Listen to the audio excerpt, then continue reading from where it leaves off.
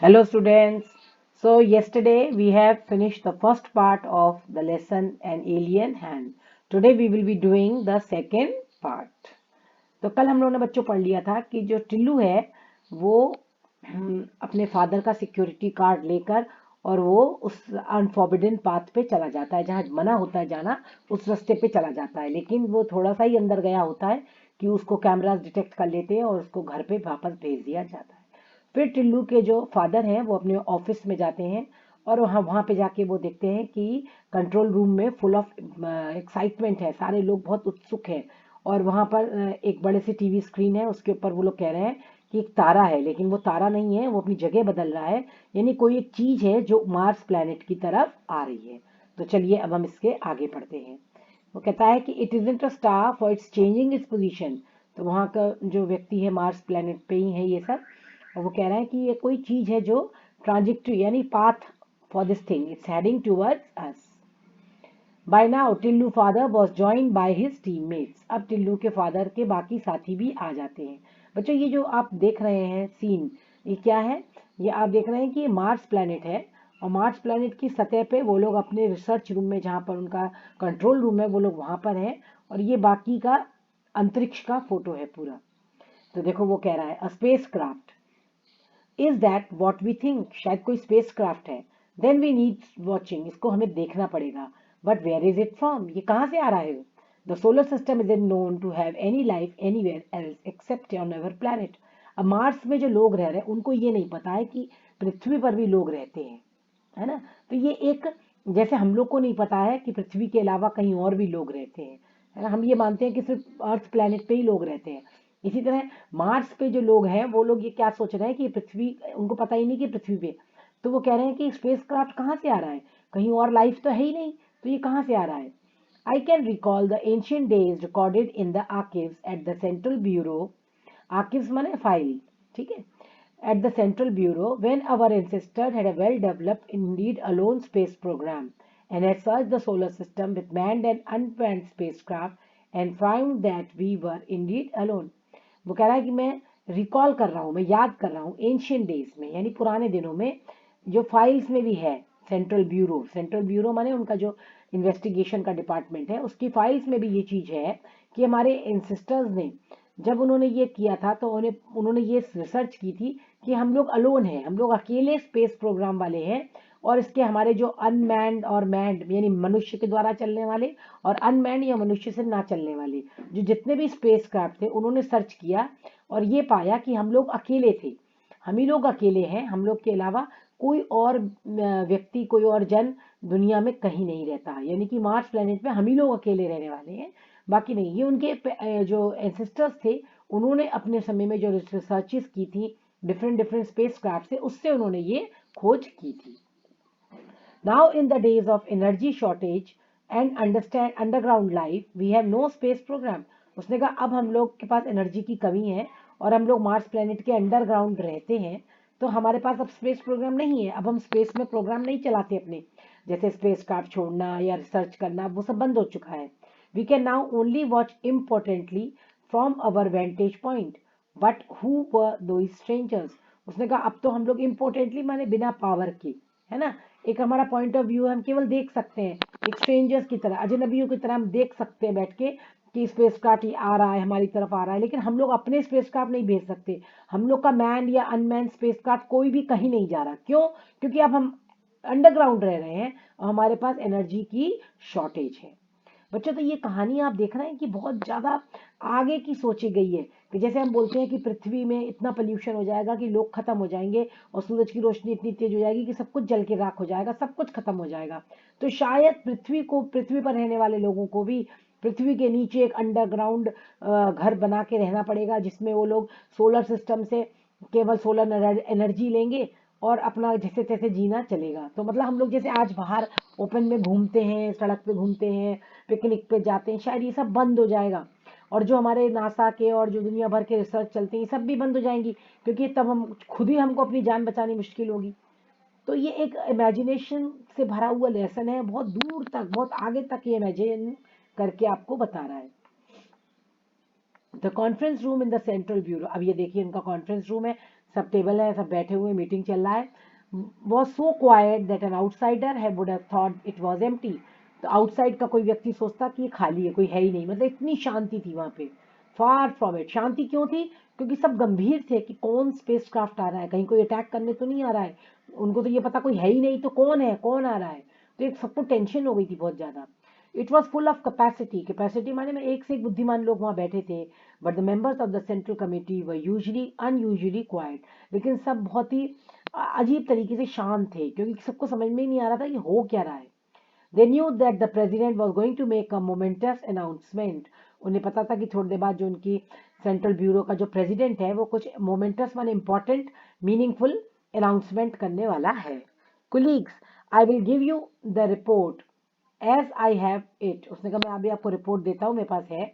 While I speak, there may be a change in the situation. जब मैं आपसे बात कर रहा हूँ हो सकता है उस समय कुछ परिस्थितियां बदल जाएं।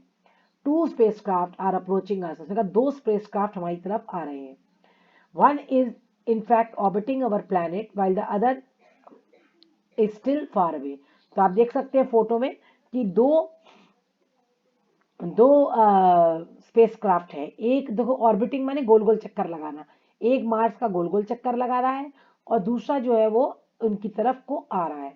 यानी जैसे कि एक चौकीदार की तरह गोल गोल वहीं चक्कर लगा रहा है और एक मार्स की तरफ तेजी से आ रहा है। We guess that they are coming from our neighbouring planet, वो हमारे पड़ोसी प्लैनेट से आ रहा है। How should we react? Number 1, अब बताओ हमें क्या प्रतिक्रिया देनी चाहिए, क्योंकि ये दो स्पेसक्राफ्ट हमारी तरफ आ रहे हैं तेजी से। एक तो बिल्कुल तेजी से आ रहा है, एक ऑर्बिट कर रहा है यानी गोल गोल चक्कर लगा रहा है। तो नंबर 1, यह नाम नहीं है यहाँ पे, नंबर 1 2 3 के नाम से वो लोग अपने ऑफिसर्स को बुलाते हैं। तो number 1 was in charge of defence and he was known for his courage and wisdom. Number 1 जो था वो डिफेंस का इंचार्ज था, सुरक्षा का इंचार्ज था, और वो अपनी करेज, अपने साहस और विजडम, बुद्धिमत्ता के लिए जाना जाता था। तो जो चीफ था उसने उससे पूछा कि बताइए क्या करना चाहिए। तो नंबर 1 देखिए वो क्या कह रहा है। Sir, if we wish we can totally destroy the spacecraft with our missile. उसने कहा हम चाहें अगर तो अपनी मिसाइल से इन दोनों स्पेसक्राफ्ट को बर्बाद कर सकते हैं, डिस्ट्रॉय कर सकते हैं। But that won't make us any wiser. उसने कहा लेकिन इससे हम लोग की क्या बुद्धिमत्ता दिखती है। We do not have the capacity to render these craft unoperational in space, but should they land we can render them ineffective any time we choose. उसने कहा कि ये जो स्पेस में अब जब तक उड़ रहे हैं तब तक हमारे पास पावर नहीं है, कैपेसिटी माने पावर, शक्ति नहीं है कि हम इनको अनऑपरेशनल कर दें, यानी कि इनको हम काम करना बंद करवा दें, इनकी मशीन को जैम कर दें जब तक ये स्पेस में है। लेकिन अगर एक बार ये हमारे प्लेनेट पे उतर जाते हैं तो हम इनको जैम कर सकते हैं, हमारे पास वो पावर है। Our report said that they do not contain living beings, they only have instruments. उसने कहा हमारी रिपोर्ट कहती है कि ये जो स्पेसक्राफ्ट आ रहे हैं इसमें कोई इंसान नहीं है, इसमें केवल इंस्ट्रूमेंट, मशीनें ही मशीनें हैं। Number 2, your opinion. अब उसने नंबर 2 से पूछा तुम बताओ your opinion. I recommend non interference and passive observation. उसने कहा कि नहीं, हमें चुपचाप नॉन इंटरफियर, हमें बिल्कुल भी इंटरफियर नहीं करना चाहिए। तो आ रहे हैं उनको आने दो, चुपचाप पैसिव ऑब्जर्व करो, यानी शांति से बस उसका निरीक्षण करो कर क्या रहे हैं। Since we do not know the power of the senders of the spacecraft, हमें उनकी शक्ति का अनुमान नहीं है कि उसमें जो भेजने वाले हैं जो स्पेसक्राफ्ट को वो कितने शक्तिशाली हैं, हमें पता नहीं है, इसलिए हमें अपनी तरफ से कुछ नहीं करना चाहिए, चुपचाप बैठ के देखो। And we are still in the dark about their intention. Intention माने उनकी इच्छा, उनकी विलिंग, उनकी क्या किस इच्छा से वो यहाँ आ रहे हैं, हमें पता ही नहीं है। It is wise not to reveal our existence. उसने कहा चुपचाप हमें अपना अस्तित्व के बारे में बताना नहीं चाहिए, हम चुपचाप उनको देखते हैं, उन्हें आने दो, देखो वो क्या करते हैं, क्योंकि हमें ना तो उनकी पावर के बारे में मालूम है कि किसने भेजा, कितना पावरफुल है, और वो क्यों आ रहे हैं, उनकी क्या इच्छा है आने के पीछे, ये भी हमको नहीं पता है। तो it is better not to interfere and see passively. If we destroy these spaceships or render them ineffective, we might end up revealing our existence. उसने कहा कि अगर हमने इन स्पेसक्राफ्ट को नुकसान पहुंचाया, इनको मिसाइल से उड़ा दिया या उनको इनइफेक्टिव कर दिया या उनकी शक्ति को खत्म कर दिया, तो सबको पता लग जाएगा कि मार्स पे लोग हैं, है ना। तो हमारी जो एग्जिस्टेंस है, हमारा अस्तित्व जो है वो रिवील हो जाएगा, पता लग जाएगा, और हमने जो छुप के रह रहे हैं हम लोग वो हमारा खत्म हो जाएगा। Number 2 was a scientist. Number 2 scientist है। नंबर 1 वाला कौन था? डिफेंस। नंबर 2 वाला कौन था? Scientist. The president looked at number 3। अब प्रेसिडेंट ने नंबर 3 की तरफ देखा। और सोशल साइंटिस्ट, ये सोशल साइंटिस्ट था। तो आप देख रहे हैं बच्चों, एक डिफेंस का था, फिर एक साइंटिस्ट था, ये social scientist. He rarely agreed with number 2, वो बहुत कम नंबर 2 के संग हाँ में हाँ मिलाता था। But this was one of the rare occasion when he did, लेकिन ये एक बहुत ही दुर्लभ चांस था जब उसने नंबर 2 की हाँ में हाँ मिलाई। I agree with number 2 sir, in fact I will go far as to say that we should keep our surface activities to the minimum. उसने कहा हमें जो हमारी सरफेस की एक्टिविटी है उनको बिल्कुल कम से कम कर देना चाहिए, thus creating the impression that there is no life on this planet, ताकि जो आने वाला है उसको ये समझ में आ जाए कि यहाँ कोई लाइफ नहीं है, यहाँ कोई नहीं रहता मार्स पे। Fortunately our surface conditions do give that impression. उसने कहा और किस्मत से जो हमारी सरफेस है, जो मार्स की सतह है ऊपर की, वो यही भाव देती है कि यहाँ कोई नहीं रहता। Before the president could speak his personal telephone wrong, इससे पहले प्रेसिडेंट कुछ आगे बोलता तो उसका पर्सनल फोन बज उठा। ही lifted his receiver and listen quietly for a minute before speaking, उसने अपना फोन उठाया और ध्यान से सुना 1 मिनट तक, फिर बोला वो, colleagues the first space craft had landed, देख रहे हैं आप, जो स्पेस क्राफ्ट है वो लैंड हो गया। ये कौन सा स्पेस क्राफ्ट है बच्चों, मैंने शुरू में आपको बताया था, वाइकिंग 1। ये किसने भेजा था, पृथ्वी ने भेजा था मार्स पे, ये देखने के लिए कि वहां पे लाइफ है कि नहीं, तो रिसर्चेस चलती रहती है ना, उसके लिए गया था। It was a red letter day in Tillu's life, the day he was waiting for. Tillu बहुत खुश था, रेड लेटर डे माने बहुत इंपॉर्टेंट डे, बहुत ही खास दिन था उसके जीवन का। For his father had at last taken him to the control room, उसके फादर उसको कंट्रोल रूम में ले आए थे, क्योंकि उसके मन में बहुत जिज्ञासा थी, तो उसको दिखाने के लिए ले आए। For here he from here he could see an alien spacecraft on his TV screen, और वो यहाँ से देख सकता था कि एक एलियन माने विदेशी स्पेसक्राफ्ट उसकी टीवी स्क्रीन पे दिख रहा था। What a funny looking thing daddy, what does it contain, उसने कितनी अजीब सी चीज है फादर, ये क्या है इसके अंदर।